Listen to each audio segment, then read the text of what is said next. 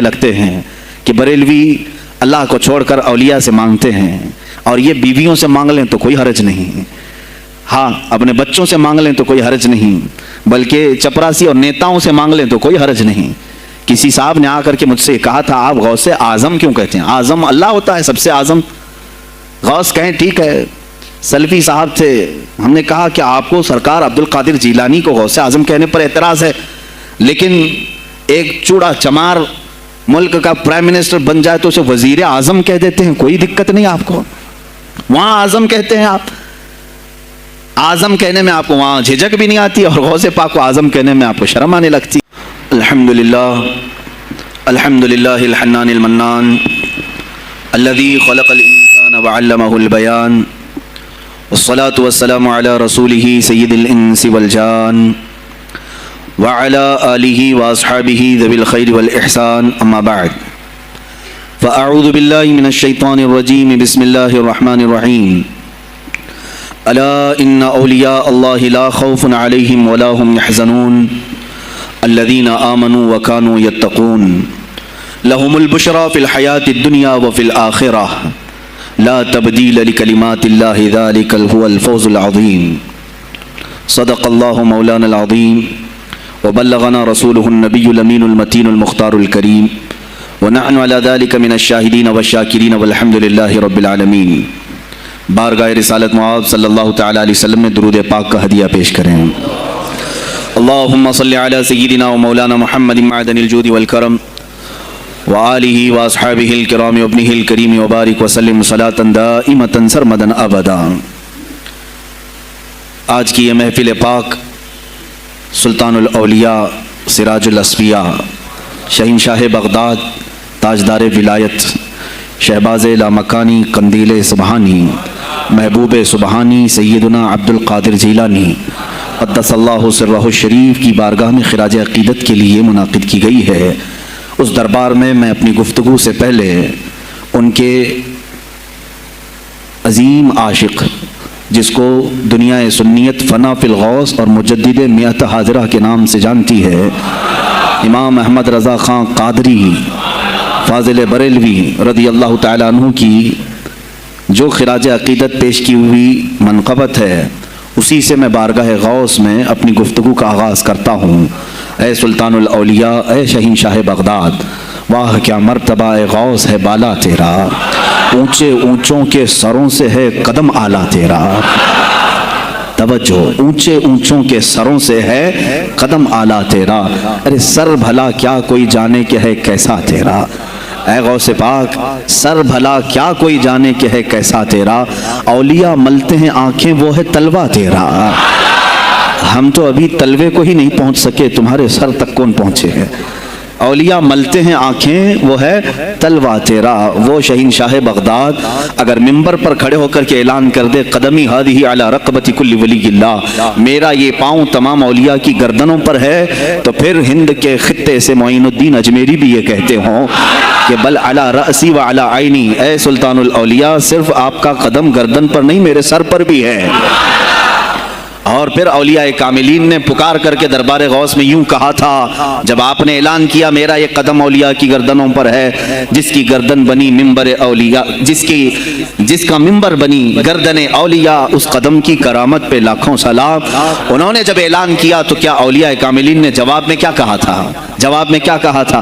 غوث پاک نے جب بغداد سے پکارا تو پورے مشرق و مغرب، شمال و جنوب کے اولیاء نے یوں کہا تھا، یہ دل یہ جگر ہے، یہ آنکھیں یہ سر ہے، یہ دل یہ جگر ہے، یہ آنکھیں یہ سر ہے، جہاں چاہو رکھو قدم غوث اعظم۔ گردن ہی کیا ہے، یہ دل ہے، یہ جگر ہے، یہ آنکھیں ہیں، یہ سر ہے، آپ کی مرضی جہاں ہو میرے آقا آپ قدم رکھتے ہیں، جہاں چاہو رکھو قدم غوث اعظم۔ عزیزان گرامی وقار، تاجدار بریلی نے شہنشاہ بغداد کی بارگاہ میں پیش اس طرح سے کیا کہ جو ولی قبل ہوئے یا بعد ہوئے سب ادب رکھتے ہیں دل میں میرے آقا تیرا، سارے اقطاب جہاں کرتے ہیں کعبے کا طواف، کعبہ کرتا ہے طواف در والا تیرا۔ اے شہنشاہ بغداد، میری قسمت کی قسم کھائیں سگانے بغداد، ہند میں رہ کے بھی دیتا رہوں پہرا تیرا۔ ہند میں رہ کے بھی دیتا رہوں پہرا تیرا. سرکار بغداد کی بارگاہ میں پھر استغاثہ کرتے ہوئے اعلیٰ حضرت بریلوی رحمۃ اللہ تعالی علیہ یوں عرض کرتے ہیں: اے شہنشاہ بغداد، تجھ سے در سے سگ اور سگ سے ہے مجھ کو نسبت. میری گردن میں بھی ہے دور کا ڈورا تیرا. اس نشانی کے جو سگ ہیں نہیں مارے جاتے. جس کی گردن میں قادری پٹا ہو، جس کی نسبت سلسلہ قادریہ سے ہو گئی ہو، اس کے لیے اعلیٰ حضرت بریلوی فرماتے ہیں: اس نشانی کے جو سگ ہیں، ہم کتا پاک ہیں شہنشاہ بغداد کے. اس نشانی کے جو سگ ہیں نہیں مارے جاتے. حشر تک میرے گلے میں رہے پٹا تیرا. اور اے سننے والو، میں نے اپنے آپ کو سگ کہا، کتا کہا، تو کہیں تم اس خیال میں نہ آ جانا کہ کتا معمولی ہوتا ہے. آگے اعلیٰ حضرت نے اس کا بھی سوایہ کر دیا: کیا دبے جس پہ حمایت کا ہو پنجہ تیرا. کیا دبے جس پہ حمایت کا ہو پنجہ تیرا. ارے شیر کو خطرے میں لاتا نہیں کتا تیرا. شیر کی تک پرواہ نہیں کرتا غوث پاک کا کتا. تو میں نے اپنے آپ کو کتا کہا تو اس بھول میں نہ رہ جانا کہ کتے کو کوئی بھی مار لے جائے گا، اٹھا لے جائے گا. ہم نے کہا ہے دربار غوث کا کتا جو شیر کو بھی خطرے میں نہیں لاتا ہے. عزیزان گرامی وقار، بارگاہ غوث میں جو جھوم کر کے اشعار امام احمد رضا خان فاضل بریلوی رحمۃ اللہ تعالی علیہ نے بیان کیے ہیں، وہی ہماری گفتگو کا خلاصہ بھی ہیں. سرکار بغداد سیدنا عبد القادر جیلانی رضی اللہ تعالیٰ عنہ، یقیناً آپ کے ولی کامل ہونے پر تقریباً پوری امت کا اتفاق ہے. اتفاق کا مطلب صرف بریلویوں کا نہیں، دیوبندی بھی مانتے ہیں، اہل حدیث بھی مانتے ہیں، شیعہ بھی مانتے ہیں. غوث پاک رضی اللہ تعالیٰ عنہ کی ولایت سے ان میں سے کسی کا انکار نہیں. آج بھی بغداد میں جائیں، لنگر بٹ رہا ہوتا ہے، شیعہ بھی کھا رہے ہیں. غوث پاک رضی اللہ تعالیٰ عنہ کا لنگر آج بھی بٹ رہا ہے. بغداد کی وہ ایک ایسی بارگاہ ہے جہاں سنی اور شیعہ دونوں ہیں، دونوں تسلیم کرتے ہیں ان کی ولایت کو. اب رہے بات اہل حدیث کی یا دیوبند کی، ان کی کتابیں اٹھاؤ تو پتہ چل جائے گا کہ غوث پاک کے متعلق انہوں نے کیا کیا نہیں لکھا. پیر پیراں، میر میراں، شہنشاہ بغداد، بلکہ شیخ ابن تیمیہ جو ہر ولی کی تنقید کرتا تھا، ہر صوفی پر تان و تشنیع کرتا رہا، اس نے اپنی کتاب میں لکھ دیا کہ میرے پاس اتنی تواتر کہتے ہیں اتنے لوگوں کا بیان کرنا کہ جن کا جھوٹ پر جمع ہونا محال ہو. شیخ ابن تیمیہ کہتا ہے میرے پاس اتنی تواتر سے کسی اور کی کرامتوں کا ذکر نہیں پہنچا جتنا شیخ عبد القادر جیلانی کا پہنچا ہے. الفضل لما شہید بہ الاعداء، فضیلت تو اس کی ہے جس کی دشمن بھی گواہی دے رہے ہوں. عزیزان گرامی وقار، سرکار بغداد رضی اللہ تعالیٰ عنہ کی ولایت پر تقریباً امت کا اتفاق، بعد میں آنے والے سارے مسلمان انہیں ولی مانتے ہیں. اور یہ اور بات ہے کہ ولایت تک سب کا اتفاق ہے. اب غوث کے مقام کے متعلق الحمدللہ ہم منفرد ہیں اس میں، اس لیے کہ ہم انہیں غوث اعظم بھی کہتے ہیں، استغاثہ بھی کرتے ہیں. یہ ایک الگ ٹاپک ہے جہاں شرک، بدعت اور کفر کے فتوے لگتے ہیں کہ بریلوی اللہ کو چھوڑ کر اولیاء سے مانگتے ہیں، اور یہ بیویوں سے مانگ لیں تو کوئی حرج نہیں، ہاں اپنے بچوں سے مانگ لیں تو کوئی حرج نہیں، بلکہ چپراسی اور نیتاؤں سے مانگ لیں تو کوئی حرج نہیں. کسی صاحب نے آ کر کے مجھ سے کہا تھا آپ غوث اعظم کیوں کہتے ہیں؟ اعظم اللہ ہوتا ہے سب سے اعظم. غوث کہیں ٹھیک ہے، سلفی صاحب تھے، ہم نے کہا کہ آپ کو سرکار عبد القادر جیلانی کو غوث اعظم کہنے پر اعتراض ہے، لیکن ایک چوڑا چمار ملک کا پرائم منسٹر بن جائے تو اسے وزیر اعظم کہہ دیتے ہیں، کوئی دقت نہیں آپ کو. وہاں اعظم کہتے ہیں آپ، اعظم کہنے میں آپ کو وہاں جھجک بھی نہیں آتی، اور غوث پاک کو اعظم کہنے میں آپ کو شرم آنے لگتی ہے. یہ اپنے اپنے نصیبے کی بات ہے. آپ کا اعظم کوئی اور ہے، ہمارا اعظم کوئی اور ہے. عزیزان گرامی، سرکار بغداد شہنشاہ ولایت سلطان الاولیاء سیدنا عبد القادر جیلانی رضی اللہ تعالیٰ عنہ، ماں کے پیٹ سے ہی ان کو ولایت عطا کی گئی ہے. یہ وہ اولیاء میں سے ہیں جن کا پیدائشی اللہ تعالیٰ نے منتخب فرمایا ہے. بلکہ جس وقت آپ کی ولادت ہوئی، یہ شعبان کا آخری دن، اور آپ کی والدہ ماجدہ کے بطن سے آپ اس عمر میں پیدا ہوئے جب عورتوں میں اولاد کی امید ختم ہو چکی ہوتی. آپ کی ماں کی عمر 60 سال کی تھی جب آپ پیدا ہوئے. یہ خود اپنے آپ میں ایک کرامت ہے. اور سرکار بغداد رضی اللہ تعالیٰ عنہ جب جیلان میں پیدا ہوئے تو آپ کا معمول تو دیکھیں، آپ کی ماں خود بتاتی ہیں دوسرے سال غالباً لوگوں کو چاند میں شک ہو گیا، 29 کا چاند نظر آیا کہ نہیں آیا. بعض کہنے لگے ہو گیا ہوگا، بعض کہنے لگے نہیں ہوا ہوگا. تو یوم الشک کہتے ہیں، یعنی 30واں جو شعبان کا ہوتا ہے، وہ ایک رمضان بھی ہو سکتا ہے، 30 شعبان بھی.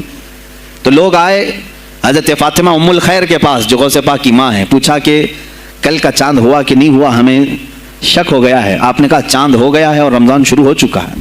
کہا کیسے؟ کہا صبح سے میرا بیٹا عبد القادر دودھ کو منہ نہیں لگایا ہے، اور میرے بیٹے کا یہ معمول ہے پچھلے رمضان سے ہی، جس وقت غوث پاک پیدا ہوئے رمضان شروع تھا، ان کی ماں کہتی ہیں سحری سے لے کر افطار تک غوث پاک اپنی ماں کا دودھ نہیں پیتے تھے۔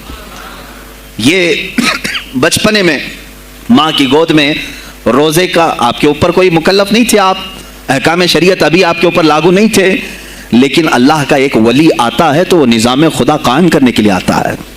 آج میں اسی پر گفتگو کرنا چاہوں گا، اللہ کے اولیاء ظاہر کیوں ہوئے دنیا میں اور کیوں آتے ہیں؟ ان کا سب سے بڑا مقصد دنیا میں آنے کا، جلوہ بار ہونے کا، وہ یہ ہوتا ہے کہ نظام خداوندی کو زمین پر قائم کریں، جس کی کائنات ہے اسی کی بات یہاں پر قائم ہونی چاہیے۔ اب یہ باتیں وقت کے ساتھ گزرتی جاتی ہیں اور لوگ بھول جاتے ہیں۔ آپ سب کو پھر میں یاد دلا دوں، میرے عزیز، میں نے بھی اور آپ نے بھی اللہ سے ایک وعدہ کیا ہے، ہماری روحوں نے اللہ سے وعدہ کیا ہے۔ جب اللہ تعالیٰ نے ہمیں پیدا بھی نہیں کیا تھا اس وقت ہماری روحوں کو بلا کر اس نے ایک وعدہ لیا، الست بربکم، کیا میں تمہارا رب نہیں ہوں، میں تمہارا مالک اور خالق نہیں ہوں؟ تو سب کی روحوں نے کہا تقالوا بلا وربنا، کیوں نہیں مولا، تو ہی تو ہمارا رب ہے۔ رب تعالیٰ نے فرمایا کیا تم اسی وعدے پر برقرار رہو گے دنیا میں جانے کے بعد؟ سب نے کہا تھا ہم وعدہ کرتے ہیں مولا اسی پر باقی رہیں گے۔ یہاں آنے کے بعد کتنے وہ لوگ ہیں جو اس کی ربوبیت کا اقرار کرتے ہوئے اس کائنات میں صرف اس کے گن گاتے ہیں۔ کفار و مشرکین تو وعدہ خلاف ہیں، توڑ دیے، انہوں نے اللہ کے علاوہ کسی اور کو خدا بنا لیا، لیکن تم نے اللہ اکبر تو کہا، زبان سے تو تم نے تسلیم کیا، لیکن تمہارا رہن سہن یہ بتاتا ہے کہ تمہارا مالک کوئی اور ہے، کسی اور کو راضی کرنے میں لگے ہوئے ہو، کسی اور کی دریوزہ گیری کر رہے ہو، کسی اور کی خوشامدی میں کھڑے ہوئے ہو، درباروں کے آستانوں کے دروازوں پر تمہارا کھڑا ہونا گھنٹوں پر کسی کو راضی کرنے کے لیے، یہ تمہارا عمل بتاتا ہے کہ تم نے رب اعلیٰ کو اکبر نہیں سمجھا۔ وعدہ تو تمہاری روحوں نے کیا تھا کہ تیرے سوا کسی کو ہم حاکم نہیں تسلیم کریں گے، حاکم اعلیٰ صرف اللہ ہے۔ اولیاء کاملین یہی بات یاد دلانے کے لیے آتے ہیں، پھر تمہیں یہ یاد دلانے کے لیے آتے ہیں، اور جس شان سے وہ دنیا میں آتے ہیں بچپن سے ہی ان کے حالات ایسے ہوتے ہیں کہ شریعت طاہرہ کی پابندی ان کے ہر قول و عمل میں نظر آتی ہے، ہر قول و عمل میں۔ اس لیے کہ ہم جس کی زمین پر ہیں اور جس کی آسمان کے نیچے ہیں، بات ہوگی تو صرف اسی کی ہوگی، بات ہوگی تو صرف اسی کی ہوگی۔ مجھے ایک بات یاد آتی ہے، سرکار مفتی اعظم ہند رحمۃ اللہ تعالیٰ علیہ، آپ کے سامنے کوئی صاحب تقریر کر رہے تھے، یہ زمین سب کی ہے، ان کی بھی ہے، ان کی بھی ہے، ان کی بھی ہے۔ آپ نے کہا چپ رہو، زمین اللہ کی ہے اور صرف اللہ کا نام ہو۔ یہ سب کی ہمت نہیں بولنے کی، زمین اللہ کی ہے اور اللہ ہی کا یہاں پر اللہ ہی کی بولی بولی جائے، اسی کے لیے زیب دیتا ہے۔ جس کے گھر میں رہ رہے ہو اسی کی بات کرو۔ عزیزان گرامی وقار، سرکار بغداد، ان کی کرامات اپنی جگہ پر، لیکن ان کی زندگی کے کچھ اہم گوشے میں لے کر آج حاضر ہوں۔ آج ہمارے حالات کے اعتبار سے بھی ضرورت ہے اس کی۔ جب آپ پروان چڑھتے رہے اپنی ماں کی گود میں، بہت جلدی آپ کے والد گرامی کا انتقال ہو گیا۔ آپ سے خود پوچھا گیا تھا غوث پاک سے، آپ کی جوانی میں یا جب آپ کا شہرہ بغداد میں بہت ہو گیا تب پوچھا گیا تھا آپ کو اپنے ولی ہونے کا احساس کب ہوا؟ غوث پاک سے ہی پوچھا گیا تھا آپ کو کب پتہ چلا اللہ نے آپ کو ولایت کا یہ مقام عطا کیا؟ آپ فرماتے ہیں جب میں 10 سال کا تھا، مدرسے جاتا تھا تو غیب سے ایک آواز آتی تھی، افصحوا فی المجالس لولی اللہ، غیب سے آواز آتی تھی اے لوگوں مجلس میں جگہ چھوڑ دو، اللہ کا ولی آ رہا ہے۔ یہ آواز صرف میں نہیں، میرے استاد بھی سنتے، وہاں بیٹھے شاگرد بھی سنتے، اور سب کھڑے ہوتے تھے، جگہ دیتے تھے۔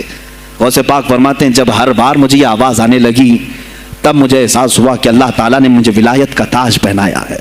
پھر آپ کو لہو و لعب میں، کھیل کود میں نہیں رکھا گیا۔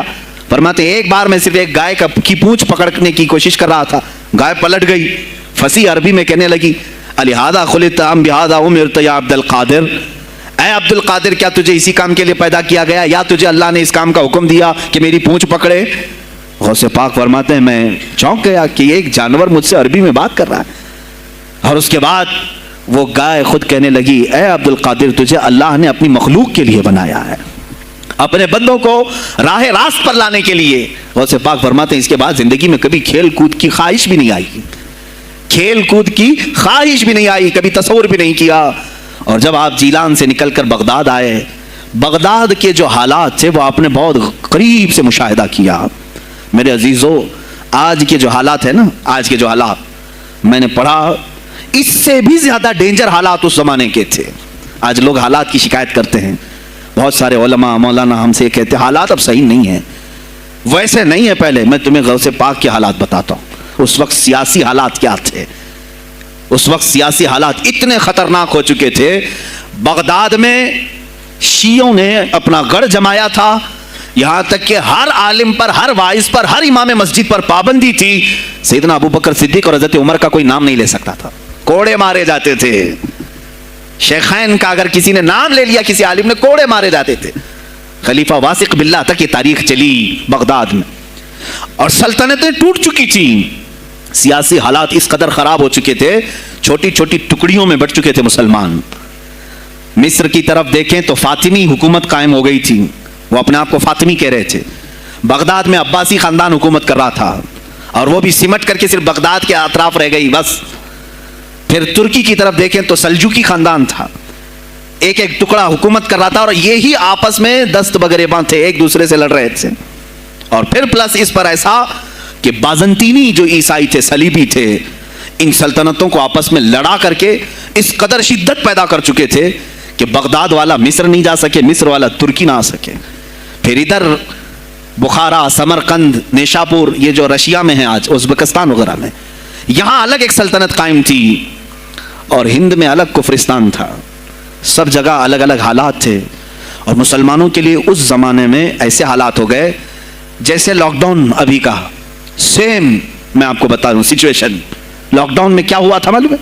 یہ ہمارے طلبہ دیکھیں 8 مہینے سے بیٹھے ہوئے ہیں, مدارس میں نہیں گئے, حفظ قرآن کر رہے تھے, عالم دین بن رہے تھے, مدرسے بند ہیں نا, گھروں میں بیٹھے کچھ تو آوارہ گردی کر رہے ہیں. اسی طرح کالج کے بچے بھی, اسکول کے بچے بھی, سب چھوٹے ہوئے ہیں لاک ڈاؤن کی وجہ سے. سیم یہی سچویشن اس زمانے میں ہوئی. بغداد علمی مرکز تھا, کوفہ اور بصرہ علم کے مرکز تھے. آپسی رنجشوں کی وجہ سے بادشاہوں کی طلبہ ایک جگہ سے دوسری جگہ کا سفر نہیں کر سکتے تھے. بغداد کے سارے مدرسے بند پڑے ہوئے تھے, کیونکہ طلبہ آ نہیں سکتے. کہاں سے آئے تم؟ مصر سے آئے, واپس جاؤ, اس سلطنت میں کیا کر رہے ہو. اس طرح کی سختیاں. یہاں تک کہ یہی زمانہ ہے جب حسن بن صباح نام کا ایک ایسا منافق جس نے اس زمانے کے بادشاہوں کو خرید لیا اور کچھ لوگوں کو نشے کا خوگر بنایا. حشیشین وغیرہ آپ نے سنا ہوگا, صلاح الدین ایوبی کا زمانہ ہے یہ. غوث پاک سے صرف 4 سال بعد صلاح الدین ایوبی آئے, صرف 4 سال بعد. اس زمانے میں حسن بن صباح نے ہزاروں نوجوانوں کو نشے کا عادی بنا دیا تھا, ہزاروں نوجوان. اور کیسا نشہ, کوکین, افیون وغیرہ سب تو لے کر کے تو لوگ ہوش میں آ جاتے ہیں. وہ ایسا تھا کہ اس نے جو نشہ دکھایا تھا, ایک چھوٹے سے کمرے میں ان کو رکھتا اور انہیں بتاتا کہ یہ درخت ہیں, یہ نہر ہے, یہ محل ہے, یہ حور ہے, تو اسے وہ جنت ہی سمجھتے تھے. اور پھر اس کمرے سے باہر نکالتا اس کو, تڑپ تڑپ کے آدمی مر جاتا کہ مجھے میری جنت میں واپس کرو. وہ جنت نہیں کمرہ ہوتا تھا, لیکن نشہ اسے ایسا کرایا جاتا تھا کہ اس کمرے کو وہ جنت سمجھنے لگتا تھا. اور ان نوجوانوں سے کیا کرایا جاتا تھا, ان کو نشے کا عادی بنا کر کے باہر نکالا جاتا, انہیں ٹارگٹ دیا جاتا, فلاں مجلس میں جاؤ, فلاں خلیفہ کو قتل کرو, فلاں وزیر کو مارو, فلاں سپاہیوں کو مارو, فلاں عالم دین کا قتل کرو. اور وہ اپنا ٹارگٹ پورا کر کے آتے ہیں, اس لیے کہ انہیں نشہ چاہیے تھا. وہ 1 دن 2 دن سے زیادہ اس نشے کے بغیر رہ نہیں پاتے ہیں. وہ اپنا ٹارگٹ کرنے کے لیے اپنی جان بھی جوخم میں ڈالتے ہیں. اس طرح کے کئی حملے خلفاء پر کرائے حسن بن صباح نے. اور جانتے ہیں, میں نے آج تاریخ دیکھی, حسن بن صباح نے علماء اہل سنت کو اس زمانے کے 40,000 علماء کو قتل کرایا. یہ وہ زمانہ تھا جب بغداد کا حال یہ تھا کہ نشہ زیادہ ہو چکا تھا, علم دین کے مراکز بند ہو رہے تھے, اور علماء بولنے میں ہچکچا رہے تھے, ڈر رہے تھے, اور سلطنتیں آپس میں ایک دوسرے سے ٹکرا رہی تھیں. جو خلیفہ بیٹھتا وہ نہایت عیاش قسم کا خلیفہ آتا تھا. اکثر خلیفہ عیاش آئے, ان کے حریم میں, ان کے حرم خانے میں, یعنی ان کے محل میں 40 عورتیں ہوا کرتی تھیں جن کے ساتھ وہ وتی کرتے, جمع کرتے. جبکہ مسلمان خلیفہ ایک بادشاہ کے لیے چاہے کوئی بھی ہو 4 سے زیادہ کی اجازت ہے, 40 کنیزاؤں کے ساتھ وہ زندگی گزار رہے ہوتے ہیں. اس میں عیسائی بھی ہوتی, یہودی بھی ہوتی, سب قسم کی ہوتی. یہ خلفاء کا حال تھا. تم کیا کہہ رہے ہو ہمارے زمانے کو؟ ارے حالات برے ہیں, حالات برے ہیں. ابھی اور میں بتاؤں کتنے برے حالات اس زمانے میں تھے. علماء کو کوڑے مارے جاتے تھے اگر بولے. ارے شیخین کا نام لینے پر پابندی بغداد میں لگ گئی ہو, اس سے بڑا اور ظلم کیا ہو سکتا ہے؟ سیدنا ابو بکر صدیق حضرت عمر کا نام لینے پر کوڑے مارنے لگائے جاتے. ایسے حالات میں شہنشاہ بغداد سیدنا عبد القادر جیلانی بغداد آئے ہیں جب آپ کی عمر صرف 18 سال کی تھی. 18 سال کی جوانی میں آپ نے ملاحظہ کیا, حالات کو دیکھا, تعلیم حاصل کی بڑے بڑے اساتذہ سے. آپ کے اساتذہ فقہ میں الگ ہیں, حدیث میں الگ ہیں, تفسیر میں الگ ہیں, علم کلام میں, کئی علوم و فنون پہ آپ نے مہارت حاصل کی. اس کے بعد حالات دیکھ کر کے آپ نے کیا کہا, یہ اب یہاں سے میں ہر ایک عالم دین کے لیے بشمول من میرے لیے نصیحت سمجھتا ہوں, غور سے سن لیں. غوث پاک رضی اللہ تعالیٰ عنہ کی زندگی میں ایک موڑ ایسا آیا, اور شاید میں نے بھی کبھی کئی مرتبہ اس طرح سوچا ہے, میں کمپیئر نہیں کر رہا ہوں, لیکن سنیں, حالات کو دیکھ کر کے غوث پاک نے جنگل کا رخ اختیار کر لیا. کیا لینا دینا ہے اس دنیا سے؟ اور آپ خود فرماتے ہیں کہ میرے دل میں یہ ارادہ تھا نہ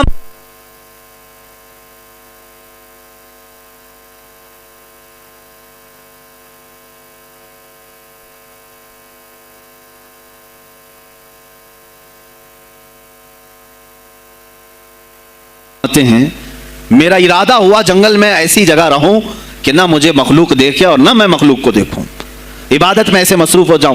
جنگلوں میں آپ عبادت کرتے رہے, لیکن فرماتے ہیں مجھے غیب سے آواز آئی اللہ رب العزت کی طرف سے, کہا اے بندے قادر, آپ کا نام ہی عبد القادر ہے, اے قادر کے بندے, تجھے اللہ نے جنگلوں کے لیے نہیں بنایا, امت مصطفیٰ کی رہنمائی کر, خلق خدا تجھ سے نفع حاصل کرے, واپس آ جا.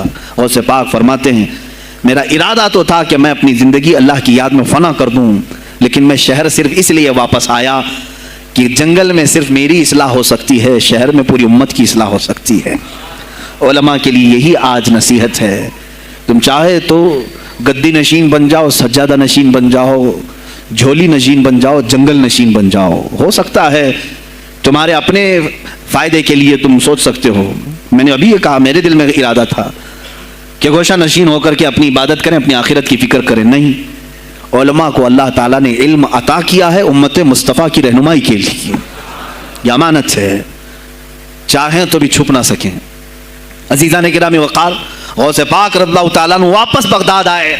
اچھا وہ اتنی عبادتوں کے عرصے میں جانتے ہیں کہاں کہاں کا سفر نہیں کیا انہوں نے؟ جنگلوں کا سفر, صحراؤں کا سفر, بیابانوں کا سفر, یہاں تک کہ سری لنکا کی سرزمین تک پہنچے, ملتان تک آئے. یہ تاریخ کی کتابیں بتاتی ہیں آپ نے پیدل یہ سارے سفر کیے. پھر واپس اسی بغداد آئے جہاں کے حالات بڑے ہی کشیدہ تھے, اور خلفائے وقت کے خلاف زبان کھولنا یہ آگ سے کھیلنے کے برابر تھا, آگ سے کھیلنے کے برابر تھا. اور سب سے بڑا مسئلہ تو غوث پاک کے لیے یہ تھا کہ آپ بغداد کے نہیں تھے, عراق کے نہیں تھے, آپ جیلان سے آئے تھے. جیلان ایران میں ہے. اس زمانے میں طبرستان ایک صوبہ تھا, طبرستان کا ایک شہر جیلان تھا.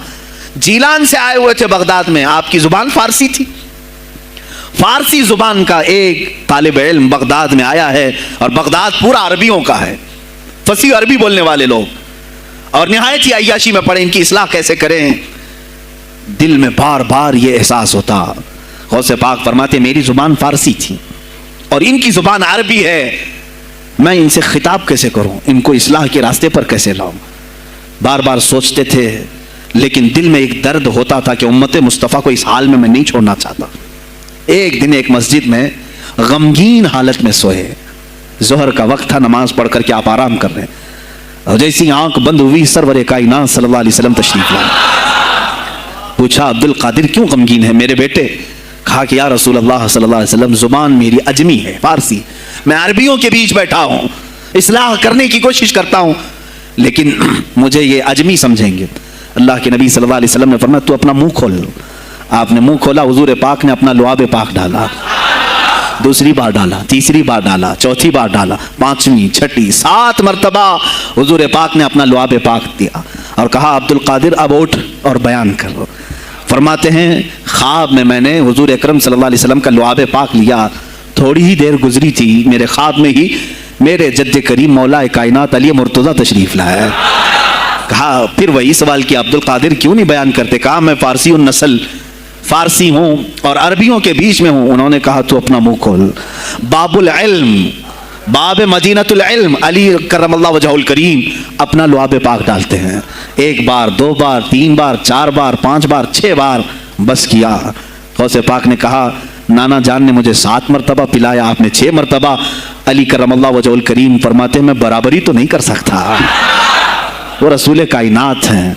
अजीज़ा ने गिरामी वक़ार, गौसे पाक फरमाते हैं फिर मेरी आँख खुली और उसी जामा मस्जिद में जब मैं खड़ा हुआ और ख़िताब के लिए लोगों को पुकारा तो देखा इधर से भी मखलूक आ रही है, उधर से भी आ रही है, सामने से भी आ रही है। मजमा इतना कसीर के तिल धरने की जगह मस्जिद में नहीं थी। और जब आपका खिताब ख़त्म होने को था लोग अपने कपड़े फाड़ने लगे और बेहोश होने लगे। इतनी तीर बहदफ कलमात थे कि सीधे सीने में पैवस्त हो जाते, दिलों में उतर जाते। उसके बाद वही दिन था सैयदना अब्दुल कादिर जिलानी को लोगों ने हाथों हाथ उठाया। बगदाद में शोहरा हो गया कि कोई एक अजमी आया है और अरबियों पर फौकियत ले गया है। सारे अरबी उसके सामने दंग रह गए हैं, कोई अरबी उसकी फसाहत को नहीं पहुंच पाता है। कई लोग इम्तिहान के लिए भी आए।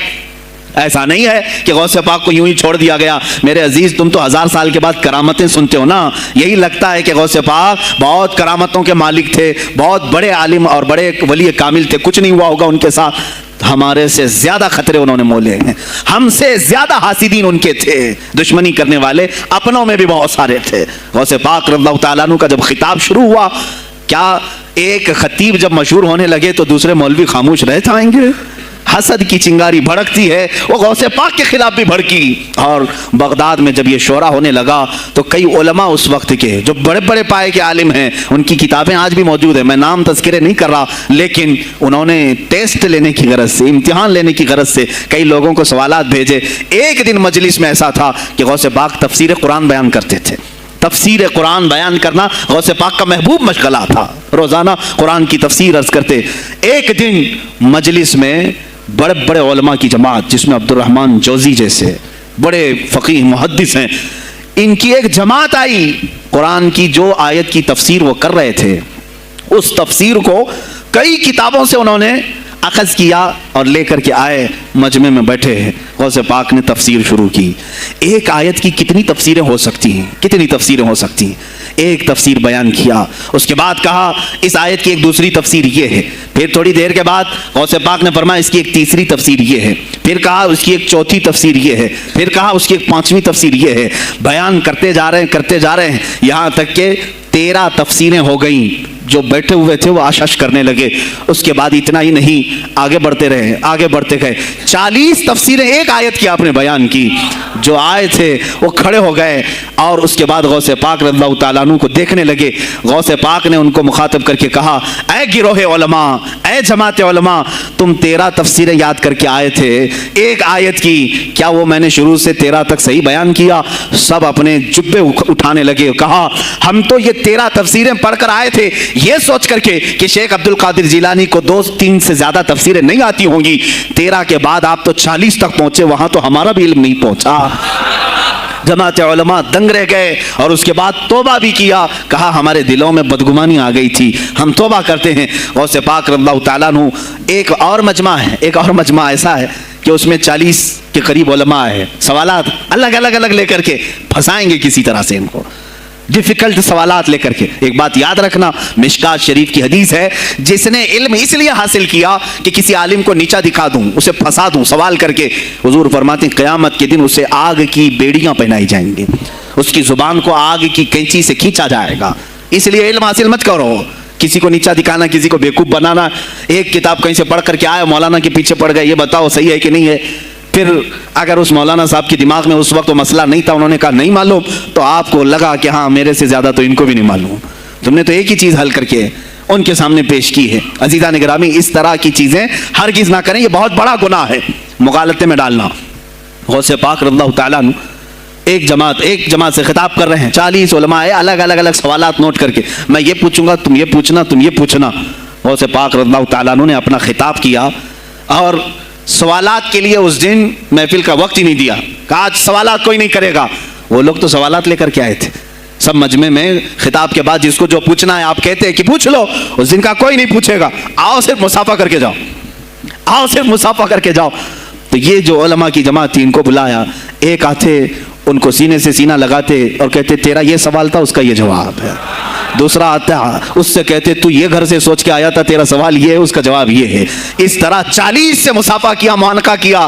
ان کے سوالات کے پوچھنے سے پہلے جوابات بھی دے دیے اور اس کے بعد کہا کیا ہے گروہ علماء، تم سوال کرتے اور میں جواب دیتا تو عبد القادر کی کیا اس میں خصوصیت تھی؟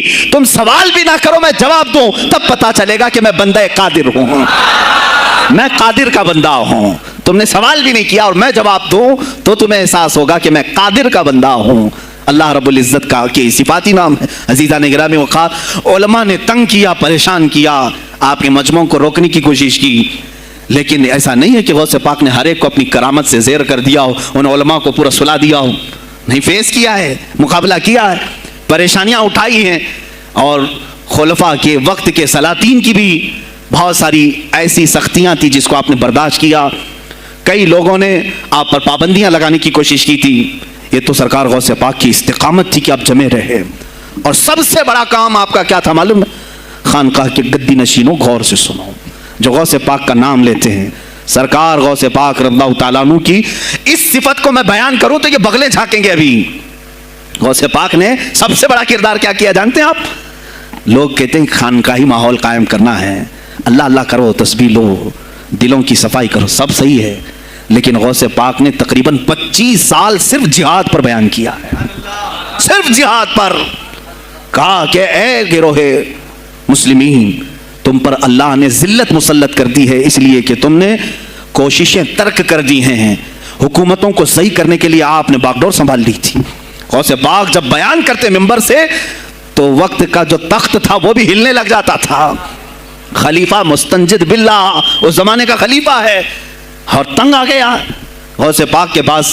جب وہ بیان کرتے اور ان کی عیاشیاں کھول کھول کر کے ذکر کرتے تو لوگوں میں اب احساس جاگنے لگا، کوئی تو اللہ والا آیا ہے جو نظام خداوندی قائم کرنے کی بات کر رہا ہے، نظام مصطفیٰ قائم کرنے کی بات کر رہا ہے. بغداد کی یہ حالات جب ہونے لگے میرے عزیزو، سلطان الاولیاء غوث پاک کی ہی شہ پر جانتے ہیں صلاح الدین ایوبی جیسا ایک مرد مجاہد پیدا ہوا ہے. یہ آپ کی تحریک تھی، غوث پاک کی تحریک تھی کہ جب بازنطینی عیسائیوں سے آپ نے اپنی پوری امت کو آگاہ کیا کہ تم سو رہے ہو، تم اپنی عیاشیوں میں ہو، تم اپنے نشے میں ہو، تمہارا دشمن تاک میں لگا ہے، گھات لگا کر کے بیٹھا ہے. اور ہوا بھی یہی کہ غوث پاک کے وصال کے صرف 10 سال بعد صلیبیوں نے حملہ شروع کر دیا بغداد پر، مصر پر، ترکی پر، ہر جگہ. اور یہی حملے کی وجہ تھی صلاح الدین ایوبی جیسا مرد مجاہد کھڑا ہوا اور پھر انہوں نے پورے بیت المقدس کو فتح کر کے اپنے سر ایک صحرا باندھا. آج تک امت اس کے احسان کو یاد کرتی ہے. میرے عزیزو، غوث پاک کے زمانے کے ہیں صلاح الدین ایوبی. اتنا ہی نہیں، آپ ہی کی تحریک تھی، غوث پاک کی تحریک تھی کہ تم جوانوں کو تیار کرو، تمہاری زندگی عیاشی کے لیے نہیں، اللہ کا نظام قائم کرنے کے لیے ہے. تم اللہ کا نظام قائم کرنے کے لیے آئے ہو دنیا میں، کیونکہ اللہ نے تمہیں خلیفۃ اللہ کہا ہے. اللہ کے تم خلیفہ ہو، تم نائب ہو اللہ کے. تم یہاں پر اپنی موج مستی کے لیے نہیں آئے. اب اس زمین پر بات ہوگی تو صرف میرے مولا کی ہوگی، اس زمین پر بات ہوگی میرے مصطفیٰ کی ہوگی. یہ سیدنا عبد القادر جیلانی کا اعلان تھا. ہے کوئی آج پیران اسلام وہ اعلان کریں کہ آج اس زمین پر صرف ہم ناموس رسالت کی بات کریں گے؟ کون ہے؟ کیوں بیٹھے ہو؟ غوث پاک سے اگر تمہاری ادنا سی نسبت ہے تو پھر تمہیں اپنے جوانوں کو، اپنے مریدوں کو یہ سکھانا ہوگا کہ موٹے موٹے نذرانے دینے سے نہیں چلے گا، اپنی گردنیں حضور کو پیش کرنے کے لیے تیار کرو. تم تیار ہو جاؤ اپنا خون اور اپنی گردن بارگاہ مصطفیٰ میں دینے کے لیے. یہ آج تربیت دو، ورنہ پھر دشمن تمہیں کچا چبانے کے لیے تیار ہے، کچا چبانے کے لیے تیار. عزیزان گرامی، میں غوث پاک کی تحریک آپ کو بتا دوں کون سی تحریک تھی. وہ صلاح الدین ایوبی جو بیت المقدس فتح کیا، یہ غوث پاک کی تحریک ہے. اور پھر چند سالوں کے بعد پورے عالم اسلام میں جو خلافت عثمانیہ قائم ہوئی، غازی ارطغرل جو آئے، یہ تحریک بھی غوث اعظم کی پیدا کی ہوئی تھی. آپ نے جوانوں کو متحرک کیا تھا اور پھر امت کا وہ شعور بیدار کیا تھا جو ان میں مردہ کر چکے تھے کچھ حکومت کے کارندے. میں سمجھتا ہوں اس وقت جتنے خلفاء بیٹھے ہوئے تھے خلافتوں پر، تخت پر، جو نام کے مسلمان تھے، یا اس کو ہماری زبان میں سمجھ لو سب کانگریس کے تھے، جو منافق تھے، یعنی دکھتے تھے بس، لیکن اندر سے سب نفاق ہوتا تھا، نفاق ہوتا تھا. ہاں میں صاف کہوں گا، بغداد میں بھی کانگریس کا خلیفہ رہا ہوگا، مصر میں بھی اور ترکی میں بھی اور نیشاپور میں بھی، اس لیے کہ مسلمانوں کے خون چوس کر کے تخت پر بیٹھ تو جاتے لیکن پوری زندگی گزر جاتی، میرے مصطفیٰ کا نام تک نہیں لیتے تھے، ان کو بٹھاتے تھے مسلمان۔ آج آپ بھی تو یہی کر رہے ہیں، یہی کر رہے ہیں۔ ہم اپنا اپنا سمجھ کر کے جن کو اوپر تک بٹھاتے ہیں، پوری زندگی چھان مار کر کے دیکھ لو، کبھی یہ نظام قرآن کی کبھی بات کیا ہے؟ کبھی میرے مصطفیٰ پر آنے والی آنچ کے لیے کھڑا ہوا ہے؟ کوئی نہیں کھڑا ہونے والا ہے۔ ان کے سفید کرتے اور ان کے سفید پاجامے سب کفن بن کر رہ جائیں گے اور کچھ بھی نہیں ہوگا۔ عزیزان گرامی وقار، آپ کو سرکار بغداد رضی اللہ تعالیٰ عنہ کی تحریک میں بتاؤں، ترکی سے نکلنے والی خلافت عثمانیہ یہ غوث اعظم کی پیدا کی ہوئی تحریک تھی۔ اتنا ہی نہیں، آپ کے آخری زمانے میں سرکار خواجہ غریب نواز معین الدین چشتی رضی اللہ تعالیٰ عنہ کی ملاقات بغداد میں ہوئی۔ معین الدین اجمیری رضی اللہ تعالیٰ عنہ کی ملاقات ہوئی۔ تاریخ دان نے لکھا، آج میں نے پہلی مرتبہ اس کو پڑھا اور آپ کے سامنے پہلی بار بتا رہا ہوں، سرکار بغداد اور حضرت خواجہ غریب نواز کی ملاقات کے بارے میں بہت سارے باتیں چلتی ہیں کتابوں میں بھی، میں نے اپنے مرشد سے بھی پوچھا تھا۔ بہرحال ایک کتاب سے مجھے آج یہ بات ملی کہ سلطان الاولیاء غوث پاک نے حضرت خواجہ غریب نواز کو کیا وصیت کی تھی، کیا کہہ کر کے بھیجا تھا۔ ان کے پاس غوث پاک نے، غریب نواز نے بہت ساری انعامات، اوراد، وظائف، طرق، اجازات سب حاصل کیے، لیکن ہندوستان جب آئے کیا کیا انہوں نے؟ یہ بھی بتایا گیا کہ غوث پاک کی یہ تحریک تھی۔ کیا؟ سلطان الہند سرکار غریب نواز نے شہاب الدین غوری کو بلا کر کے ہندوستان میں پرچم اسلام لہرانے کا حکم دیا تھا۔ یہ تحریک بھی سرکار غریب نواز نے لائی تھی بغداد کے ولی کامل سے۔ تم کیا سمجھتے ہو یہ اولیاء خالی مسلح لے کر کے گھومتے تھے؟ یا اولیاء اکرام صرف گدی نشین تھے؟ نہیں میرے عزیزو، یہ حکومت وقت کو آنکھ میں آنکھیں ڈال کر بات کرتے تھے اور پھر نظام مصطفیٰ کی بات للکار کر کے کرتے تھے۔ آج کے زمانے میں کچھ لوگوں نے اولیاء کو ایسا پیش کیا ہے جیسے وہ درویش بس جنگل میں رہتے تھے اور کچھ نہیں۔ نہیں میرے عزیزو، وہ اللہ کے شیر تھے، اللہ کے شیر تھے۔ اسی لیے تو اقبال نے کہا ہے اللہ کے شیروں کو آتی نہیں ربائی۔ وہ کبھی لومڑی پن کا انہوں نے اپنے آپ میں اظہار ہی نہیں کیا کہ نہیں یہ بھی چلے گا وہ بھی چلے گا، کبھی نہیں۔ وہ گرجتے تھے اپنے تخت پر، اپنی خانقاہوں پر۔ دیکھیں خلیفہ مستنجد باللہ، ابو المظفر اس کو کہتے ہیں، بغداد کا وہ خلیفہ، عباسی خلیفہ، بڑا طاقتور، اور اسی کے زمانے میں غوث پاک ہیں۔ ایک فارس سے آنے والے اجمی عبد القادر، شیخ عبد القادر، جب بغداد کی جامع مسجد میں بیان کر رہے ہوں، در و دیوار ہل رہے ہیں۔ وہ اپنے خلافت کے دربار میں بیٹھا ہے خلیفہ، اچانک بہت زور کی آواز آئی، پورے محل میں گونج گئی۔ پوچھا یہ آواز کیسی بغداد میں؟ لوگوں نے معلوم کر کے بتایا کہ شیخ عبد القادر جیلانی نے چھینک ماری، ان کے مریدوں نے صرف جواب دیا ہے۔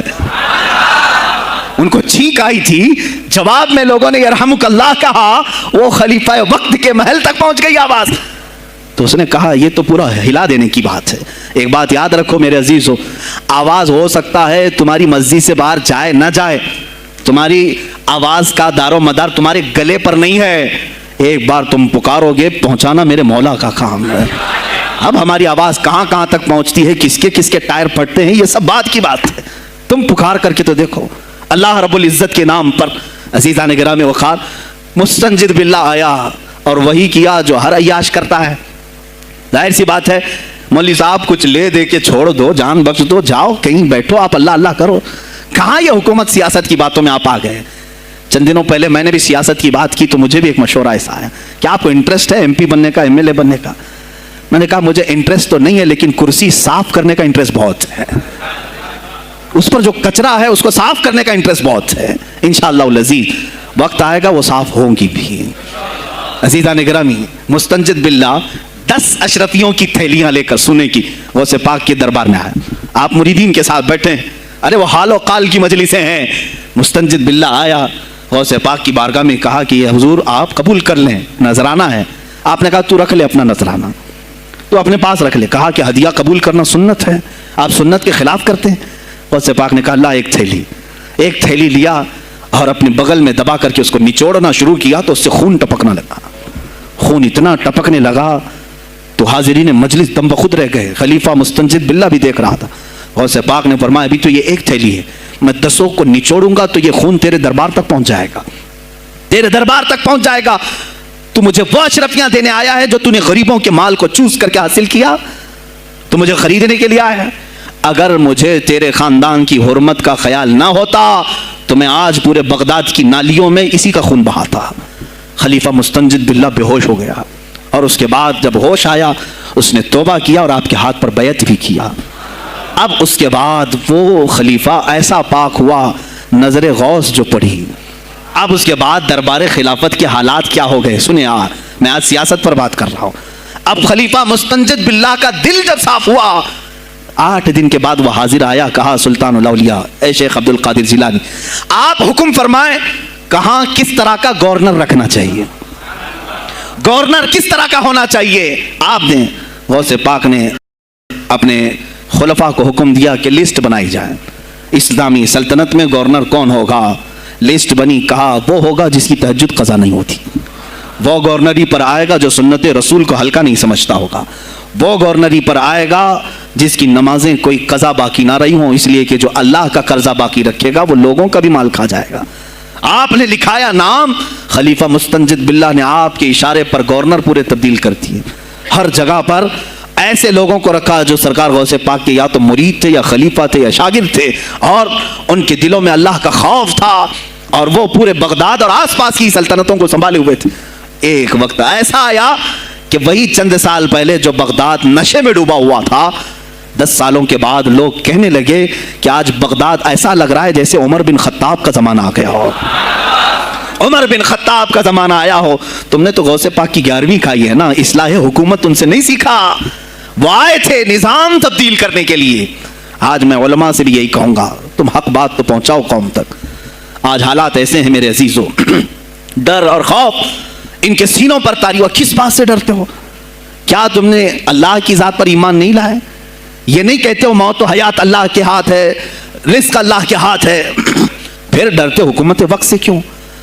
مجھے ابھی چند دنوں پہلے ایک میسج یہ بھی آیا تھا کہ حضرت آپ تو پاکستان کے علامہ خادم حسین کی تعزیت پر بیان کر رہے ہو، آپ دیکھ نہیں رہے یہاں کا ماحول کیسا ہے۔ عزیزان گرامی، اس دن مجھے افسوس اس بات پر ہوا، سوال پر، ہائے افسوس، اس قدر تمہارے ضمیر مردہ ہو گئے، اس قدر تم بزدل ہو گئے، لاکھوں لوگوں کے دلوں میں شمع عشق مصطفیٰ جگانے والے پر تمہاری زبان بند ہے، تمہاری زبان بند ہے۔ میں نے صرف ایک جملہ کہا، کوئی فرق نہیں پڑتا، میں اس ملک میں رہ رہا ہوں جہاں کا پرائم منسٹر ایک سور خبیث فرانس کے صدر کے لیے ٹویٹ کر سکتا ہے، تو میں پڑوسی ملک کی کسی عاشق رسول کی تعزیت کیوں نہیں کر سکتا؟ کیوں نہیں تعزیت کر سکتا؟ اگر ہندوستان کی تخت پر بیٹھنے والے کو فرانس کے صدر سے کوئی دلی عشق ہے، محبت ہے، تم اس کی معشوقہ ہو یا محبوبہ ہو، مجھے فرق نہیں پڑتا، لیکن اتنا ضرور ہے عاشق رسول مشرق میں ہو، شمال میں ہو، جنوب میں ہو، مغرب میں ہو، جب اس کی روح جائے گی تو ہماری بھی روح تڑپے گی۔ ہماری ڈور بندھی ہوئی ہے مدینۃ الرسول سے۔ میرے آقا صلی اللہ علیہ وسلم کی جو بات کرے گا وہ پھر کسی بھی ملک کا باشندہ ہو۔ تم کہتے ہو تعزیت کے لیے، ارے میرے عزیز، اگر میں سامنے ہوتا تو اس کے قدموں کی خاک میں اپنے امامے پر رکھتا۔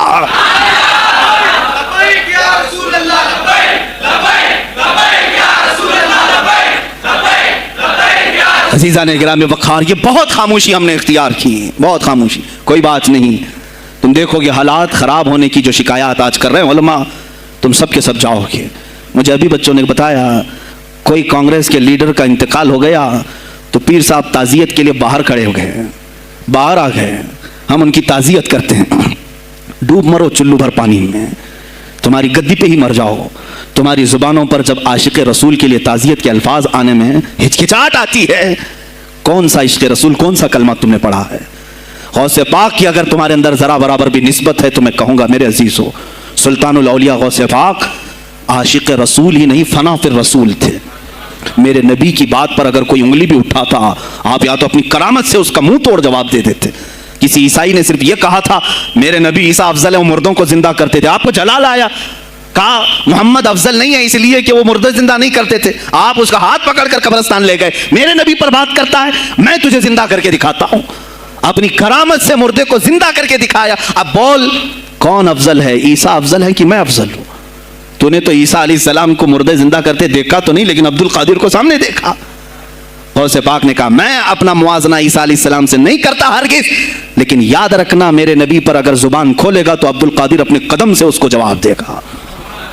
وہ جواب دیتے آپ کی زندگی ناموس رسالت کی حفاظت کے لیے گزری ہے. سلطان الاولیاء غوث پاک رضی اللہ تعالیٰ عنہ کی بارگاہ میں جب ایک سوال آیا کہ لوگ کہتے ہیں نبی ہر جگہ کیسے حاضر ہو سکتے ہیں, آپ نے خود کر کے دکھا دیا. کوئی صاحب آئے, کہا ہمارے گھر دعوت ہے, آپ تشریف لائیں. کہا ٹھیک ہے آتا ہوں. تھوڑی دیر بعد دوسرے آئے, کہا ہمارے گھر دعوت, آپ آئے. سیم ٹائم پہ کئی 70 لوگ آئے, سب کی دعوت قبول کی. دوسرے دن شام میں لوگ آ کر کے فخر کر رہے ہیں, آج میرے گھر شیخ عبد القادر جیلانی آئے تھے. دوسرا کہہ رہا نہیں میرے گھر آئے تھے. تیسرا کہہ رہا میرے گھر آئے تھے. ایک وقت میں سب گھروں پر کیسے؟ سبوں نے کہا انہیں سے پوچھتے ہیں وہ کہاں گئے تھے. جب لوگ آئے تو سننے میں یہ آتا ہے کہ آپ ایک درخت کے نیچے بیٹھے تھے.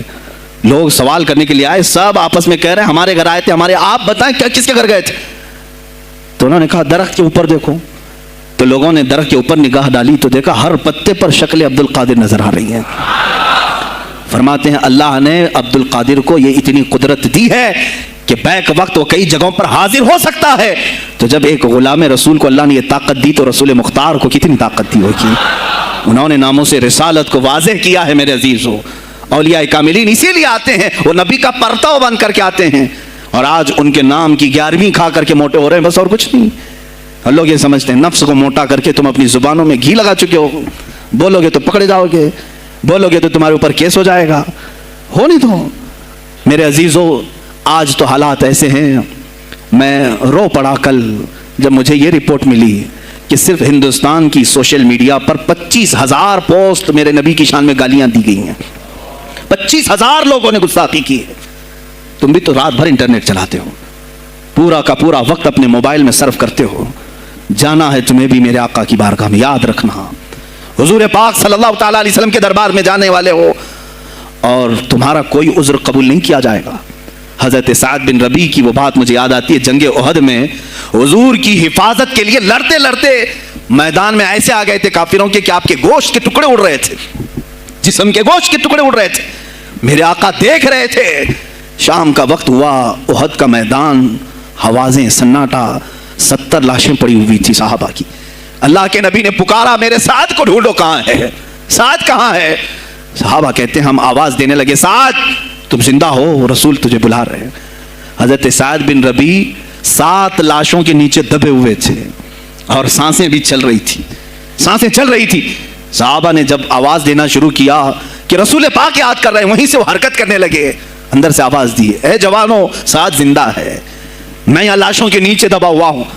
ہٹائی گئی لاشیں تو دیکھا ان کے جسم میں کچھ بچا ہی نہیں تھا, کچھ نہیں تھا, سب پھٹ چکا ہے. پیٹ کو تک چاک کیا گیا ہے, سانسیں باقی. سعد بن ربیع کہتے ہیں اے صحابہ شاید میں رسول اللہ تک نہیں پہنچ پاؤں گا, حضور اونچے ٹیلے پر بیٹھے ہوئے ہیں, شاید نہیں پہنچ پاؤں گا. میرا سلام میرے نبی تک پہنچا دینا, حضور تک پہنچا دینا. لیکن آنے والوں کو کیا کہا جانتے ہیں؟ میں اے جوانوں تم سب سے کہوں گا آج کے حالات میں. سعد بن ابی ربیع کہتے ہیں اے صحابہ میں تو جا رہا ہوں, میری آخری سانسیں ہیں, لیکن اگر تمہاری آنکھیں چمکتی رہی, تمہارے جسموں میں جان باقی رہی, اور میرے نبی پر اگر کسی نے انگلی اٹھائی اور گالی دی, میں قیامت کے دن اسے نہیں چھوڑوں گا. اور یاد رکھنا اللہ کی بارگاہ میں تمہارا کوئی عذر قبول نہیں کیا جائے گا اگر تمہارے جیتے جی تمہارے نبی کی ذات پر کسی نے کیچڑ اچھالا. حضرت سعد ربیع اتنا کہہ کر کے انتقال ہو گئے, وہ حضور تک پہنچائے بھی نہیں جا سکے.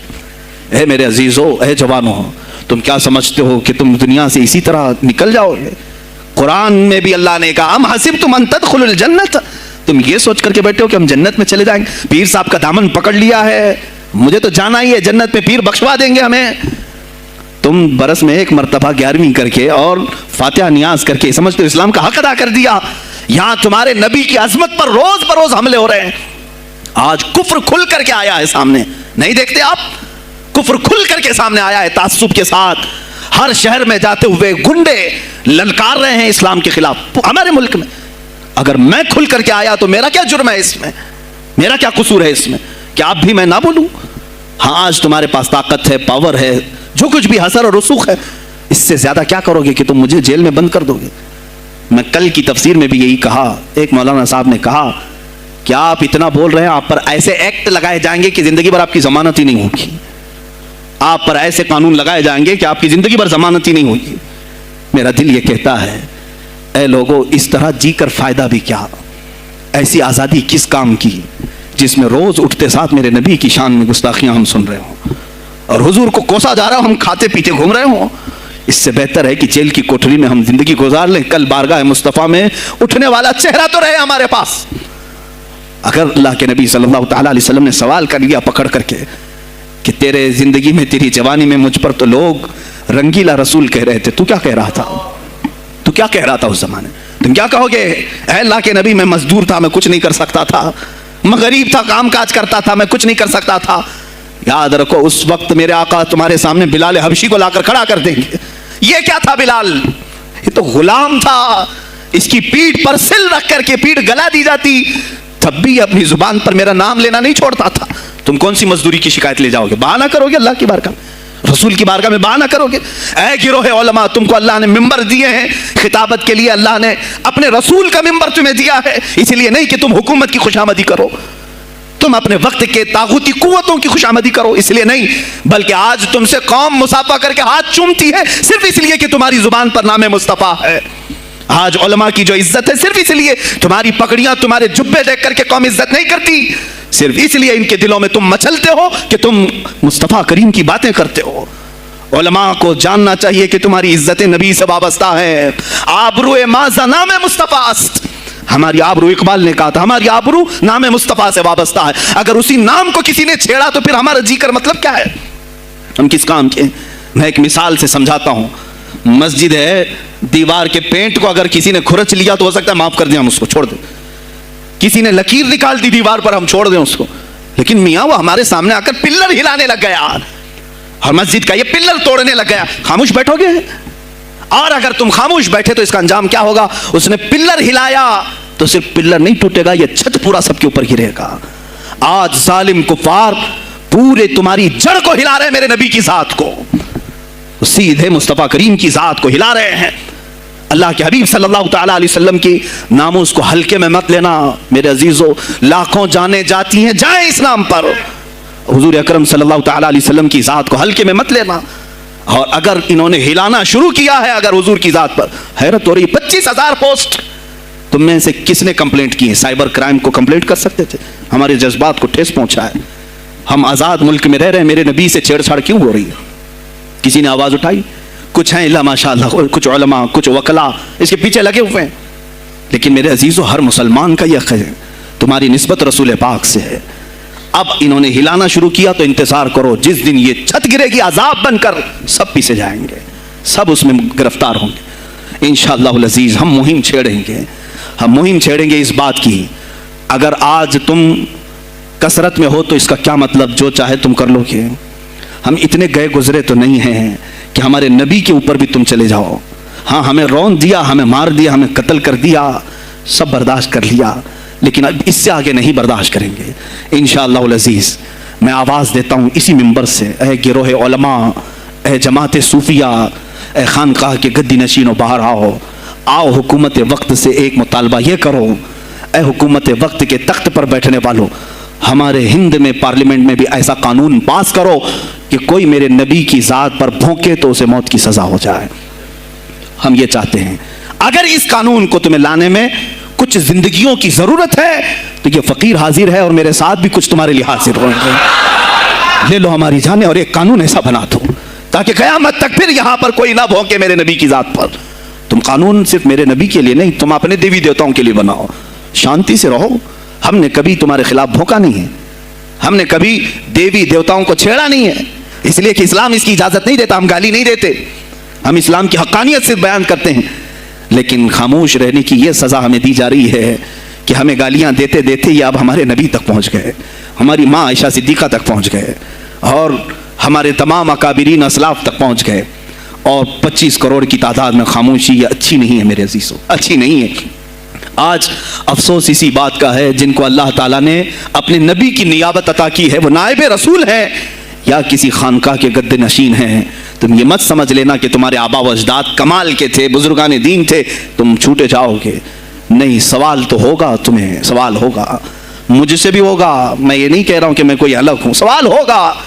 آؤ سر جوڑ کر کے ہم اس سلسلے میں کوشش کریں. غوث پاک رضی اللہ تعالیٰ عنہ کا یہی میسج تھا. ہندوستان میں شہاب الدین غوری نے جو پرچم اسلام لہرایا، وہ آج تک اس کی دین ہے کہ مسلمان زندہ ہیں، آپ مسلمان باقی ہیں.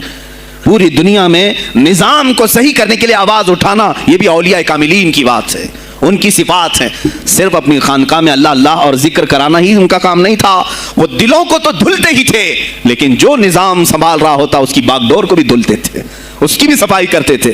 تو اللہ کا ڈر رکھنے والا کرسیوں پر آئے، جو کسی کا خون چوسنے والا نہ آئے. عزیزان گرامی وقار، اپنے سیاسی شعور کو بھی بیدار کرو، سیاست کو سمجھو. تم کب تک استعمال ہوتے رہو گے؟ اب اس میں علماء کو بھی آنا چاہیے کہ ان کے سیاسی شعور کو بیدار کرے. تمہارے ساتھ آج جو کھیل کھیلا جا رہا ہے، تم ہر ایک کی جے وجے کرتے ہوئے ہر پارٹی کے پیچھے جاتے ہو. تم نے آج تک اپنا قائد نہیں ڈھونڈا، اپنا قائد نہیں ڈھونڈا. اور ان کو دیکھو، وہ کہتے ہیں کہ اگر پیٹرول 200 لیٹر بھی ہو جائے تو ہمارے قائد تو یہی ہیں، اس لیے کہ ہمارا ہم مذہب ہے، وہ ہمارے مذہب کی بات کرتا ہے. تمہارا کون ہے میرے عزیز؟ تم کسی پر متفق نہیں ہوتے، اور جو تمہارے لیڈر ہیں وہ کسی اور کے پلو میں چھپے ہوئے ہیں، ہاں کسی اور کی گود میں بیٹھے ہوئے ہیں. جا کر کے یہ سارے مسلمانوں کو کسی اور کے ہاں بیچ کر کے آتے ہیں.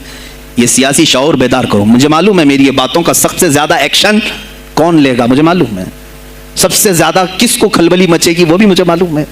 اس لیے کہ میں ان سیکولر پارٹیوں کے بارے میں بول رہا ہوں جو چہرہ سیکولر بتا کر کے ہم آپ سب کے ووٹ لے کر کے چلے جاتے ہیں، اور پھر مجھے بتاؤ جن کو تم اپنا مسیحا سمجھ کر کے ان کے پیچھے جے جے کرتے گھومتے رہتے ہو، تمہارے مذہب پر آج کیا حملے نہیں ہوئے ہیں؟ کیا نہیں ہوئے؟ کشمیر آج تک جل رہا ہے. کہاں یہ کانگریس کیوں نہیں بات کرتی ہے جو پورے مسلمانوں کی مسیحا ہے؟ کہاں ہے وہ سماجوادی، وہ بی ایس پی، فلاں فلاں فلاں جو پارٹیاں جن میں سب مسلمان جاتے ہیں؟ کیا ان کو اتنا بھی شعور نہیں کہ وہ پارلیمنٹ میں اس کے خلاف بات کریں، کہیں کہ یہ مسلمانوں کے ساتھ ظلم ہو رہا ہے، ہم ان کے ووٹ لیتے ہیں؟ نہیں بات کریں گے. یہ صرف اور صرف تمہیں استعمال کرتے ہیں، اور انہیں معلوم بھی ہے ہم نے ان سب کو خریدا ہے. ان کے لیڈروں کے منہ میں اپنی زبان رکھی ہوئی ہے، یہ کوئی بولے گا نہیں، انہیں معلوم ہے. تمہیں یہ اندازہ نہیں میرے عزیزو. آج میں بولوں تو لوگوں کو تکلیف ہوگی. کشمیر کے ایسے حالات ہیں، رو رہے ہیں وہاں پر. ایک مولانا ہے، مسجد کے امام ہیں، انہوں نے کہا، باضابطہ حلفیہ کہا نوجوان میرے پاس نماز کے لیے آتا تھا، اس نے یہ کہا کہ حضرت کیا سوسائڈ کرنے کی اجازت ہے؟ کہا کیوں؟ کہا میرے گھر میں کچھ لوگ داخل ہوئے، میں ان کا نام ذکر نہیں کر رہا ہوں، کچھ لوگ داخل ہوئے، مجھے ہاتھ باندھ کر کے کھڑا کیا، میری ماں اور میری بہن کو ننگا کیا، میرے سامنے کپڑے اتارے اور ان کی عزت لوٹی، اور اس کے بعد مجھے ہاتھ کھول کر کے چھوڑ دیا. مجھے بتائیں اس کے بعد بھی جینے کا کوئی مقصد رہتا ہے؟ مجھے بتائیں اس کے بعد بھی جینے کا کوئی حاصل ہے؟ یہ سب تمہارے ساتھ بھی ہوگا. جہاں میجورٹی ان کی مسلمانوں کی تھی وہاں یہ ننگا ناچ کر کے دکھایا ہے، تو یہاں تو تم بہت قلت میں ہو. تمہارے ساتھ بہت کچھ ہو سکتے ہیں اب بھی اگر خاموش رہے. اسی لیے میں بار بار کہتا ہوں، اٹھو وہ گھر نہ حشر نہ ہوگا پھر کبھی، دوڑو کہ زمانہ چال اپنی چل گیا. تم اپنی سیاست کو منتخب کرو، تم اپنی قیادت کو منتخب کرو، اور اگر ابھی بھی سیاسی لاشعوری کی زندگی گزارتے رہو گے، لقمے بنتے چلے جاؤ گے، یہ کھاتے چلے جائیں گے. بات میں سلطان الاولیاء غوث پاک کی کر رہا تھا، لیکن مجھے یہ حالات پر گفتگو ضرور کرنی ہے، اس لیے کہ مجھے معلوم نہیں ہے کہ میری زبان پر کب تالے لگائے جائیں گے یا میری گردن پر کب چھری پھیری جائے گی، مجھے اس کا اندازہ نہیں. لیکن اے مسلمانوں، تم میری ذات سے الجھتے ہو تو الجھ جاؤ، مجھے اگر بلیم کرتے ہو، تانے مارتے ہو تو مار لو. چند دنوں کی بات ہے، جب تک میری سانسیں چل رہی ہیں تب تک مجھے گالیاں دو گے، لیکن جس دن میں بھی دنیا سے جاؤں گا اس دن تم ہماری باتیں یاد رکھو گے، اس دن یاد کرو گے. مجھے اپنے بچوں کو یہی بتانا ہے کہ اب وہ دور آیا ہے جہاں ممبروں سے بھی بولنے میں اب گھبراہٹ ہے. لوگ اپنے خوف کے مارے ایسے ہیں کہ اپنی روزی روٹی کے چکر میں میرے مصطفیٰ کی گالیاں سننا برداشت کر رہے ہیں. دیتا ہے دینے دو نا، ہمارا کیا بگڑتا ہے.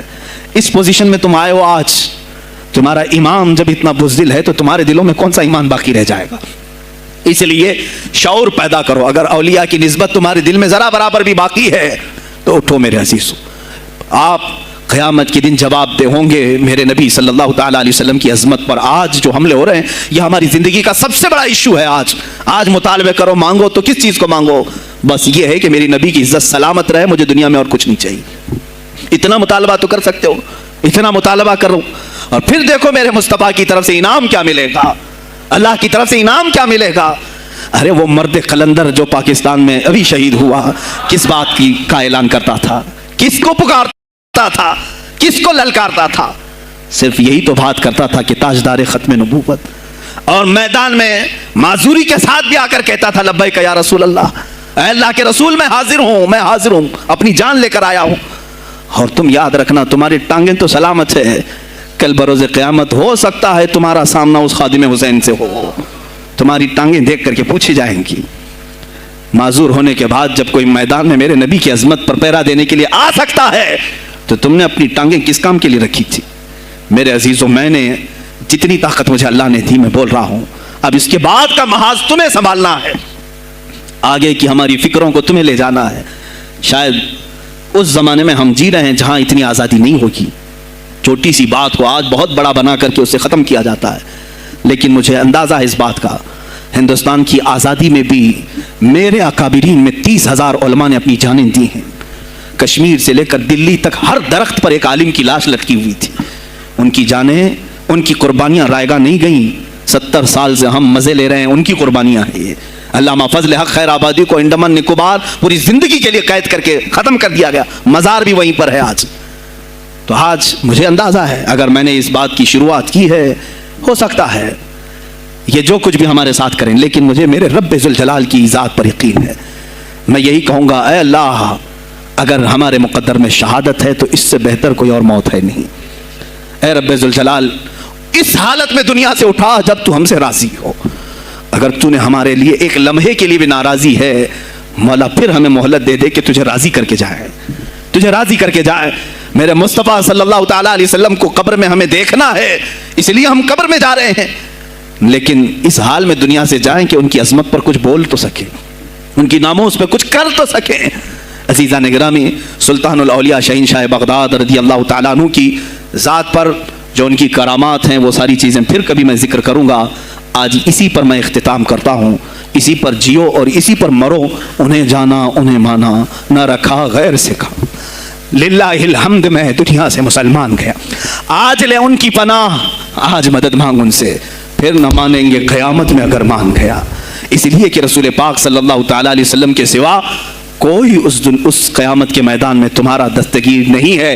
جب تک وہ تیری سفارش نہ کریں اللہ بھی تجھ سے کلام کرنے والا نہیں ہے. جب امام اہل سنت نے یہاں تک کہہ دیا خلیل و نجی مسیح و صفی سبھی سے کہیں نہ بنی، یہ بے خبری کی خلق پھری کہاں سے کہاں تمہارے لیے، رسول پاک ہی کے لیے تم وہاں پر بھی اٹھائے جاؤ گے.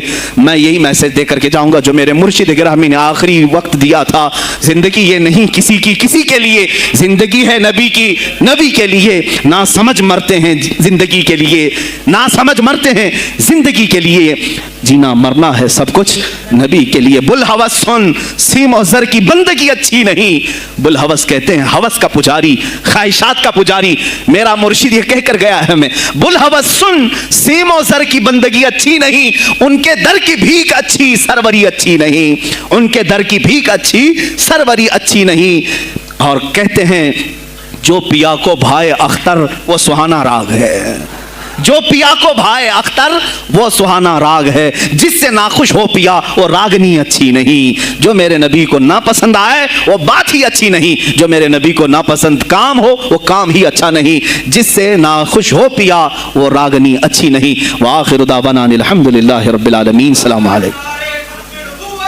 خدمت پہ لاکھوں سلام مصطفیٰ جان رحمت پہ لاکھوں سلام شمع بز میں ہدایت پہ لاکھوں. غوث اعظم کا دیکھو ذرا مرتبہ، ایک اشارے سے مردوں کو زندہ کیا. آج بھی لوگ کہتے گئے غوث الورا، غوث اعظم امام تقا والنقا، جلوہ شان قدرت پہ کاش محشر میں جب ان کی آمد ہو اور بھیجے سب ان کی شوکت پہ لاکھوں سلام. مجھ سے خدمت کے خود سیکھا ہے ہر رضا، مجھ سے خدمت کے خود سیکھا ہے ہر رضا. مصطفیٰ جان رحمت پہ لاکھوں سلام شمع بز میں ہدایت وہ رضا اعلی حضرت برنی کے شان ڈال دی قلب میں عظمت مصطفیٰ جس کا سنی مناتے ہیں یوم رضا اس امام اہل سنت پہ لاکھوں سلام مصطفیٰ جان رحمت پہ لاکھوں سلام شمع بز میں ہدایت لاکھوں سلام لا شرف النبی الاکرم محمد المصطفى صلی اللہ علیہ وسلم وآلہ واصحابہ واولیاء ملتہ وجميع المسلمین والمسلمات الکرام الفاتحہ.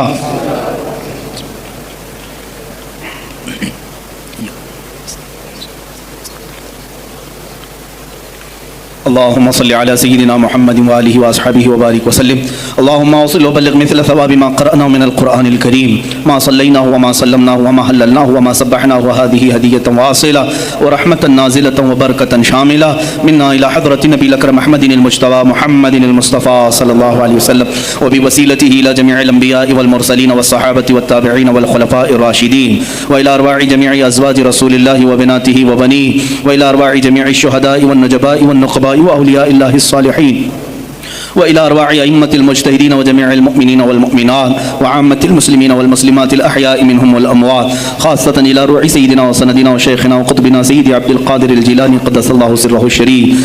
اللهم ببركة هؤلاء المذكورين تمم مقاصد ديننا ودنيانا وأخرانا يا رب العالمين. اللهم حصل مرادنا واقض حاجاتنا يا قاضي الحاجات واشف مرضانا ومرضى المسلمين وارحم موتانا وموتى المسلمين. الہ العالمین ہمارے اس جلسے پاک کو اپنی بارگاہ میں شرف قبولیت عطا فرما.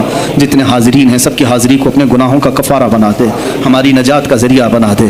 اے اللہ محبوب سبحانی سلطان الاولیاء غوث الاعظم عبد القادر جیلانی رضی اللہ تعالیٰ عنہ کے فیوز و برکات ہم سب کے سینوں پر نازل فرما. مولا ان کی نسبت آخری دم تک ہمارے ساتھ قائم فرما. اے اللہ ہم سب یہاں پر تیرے دربار میں حاضر ہیں, کھڑے ہیں, ہم سب کو بری شرارتوں سے محفوظ فرما, نفس امارہ کی بدکاریوں سے بچا, شیطانی وساوس سے بچا. اے اللہ ہم سب کو صراط مستقیم پر چلا. خلاق العالمین ہماری یہ جو کچھ بھی زندگی گناہوں کی نظر ہو گئی ہے ہم سب کو پاک و صاف کر کے تیرے حبیب پاک کی عظمت پر پہرا دینے والی بنا دے. اے الہ العالمین ہم نسبت میں قادری ہیں, مولا قادری کر, قادری رکھ, قادریوں میں اٹھا. قدر عبد القادر قدرت نما کے واسطے, قدر عبد القادر قدرت نما کے واسطے مولا دنیا میں بھی ان کے غلاموں میں شامل رکھ, قیامت میں ان کی مریدوں میں حشر فرما. اے رب ذوالجلال احسن الخالقین ہماری اس فاتحہ کا ثواب آج خصوصاً بالخصوص امیر المجاہدین حضرت علامہ خادم حسین رضوی رحمۃ اللہ علیہ کی روح کو نظر قبول فرما. مولا ان کا نعم البدل امت کو عطا فرما. اے رب ذوالجلال ہم میں کوئی مرد مجاہد پیدا کر. اے اللہ ہم میں کوئی مرد مجاہد پیدا کر کہ ہماری بزدلیاں دور ہو جائیں. مولا ہماری خانقاہوں کو صحیح فرما دے, ہمارے علماء کے سینوں کو ایمان سے بھر دے. مولا ان کی زبانوں میں قوت عطا کر. مولا سب کو ایمان پہ استقامت عطا فرما. مولا ان بچوں کو غازیان اسلام بنا دے. تیرے حبیب پاک پر مر مٹنے والا نفس عطا فرما. الہ العالمین ہم سب کو آخری سانس تک تیرے نبی سے وفا کرنے کی زندگی عطا. مولا ہم سب کو بے وفائی سے بچا لے. مولا ہم سب کو بے وفائی سے بچا لے. اے اللہ ہم سب کو بے وفائی سے بچا لے. الہ العالمین تیرے حبیب پاک کا واسطہ ہم سب کو ہر طرح کے کفار و مشرکین کے شر و فساد سے محفوظ کرو. اسلام و سنیت کا بول بالا فرما, کفر و شرک کا منہ کالا فرما. ان اللہ و ملائکتہ یصلون علی النبی یا ایھا الذین آمنوا صلوا علیہ وسلموا تسلیما. اللهم صل على سيدنا مولانا محمد معدن الجود والكرم وآله وأصحابه الكرام ابنه الكريم وآله وسلم. سبحان ربك رب العزة عما يصفون وسلام على المرسلين والحمد لله رب العالمين. جب دمیں واپسی ہو یا اللہ, جب دمیں واپسی ہو یا اللہ, لب پہ جاری ہو بس لا الہ الا اللہ محمد رسول اللہ صلی اللہ علیہ وسلم.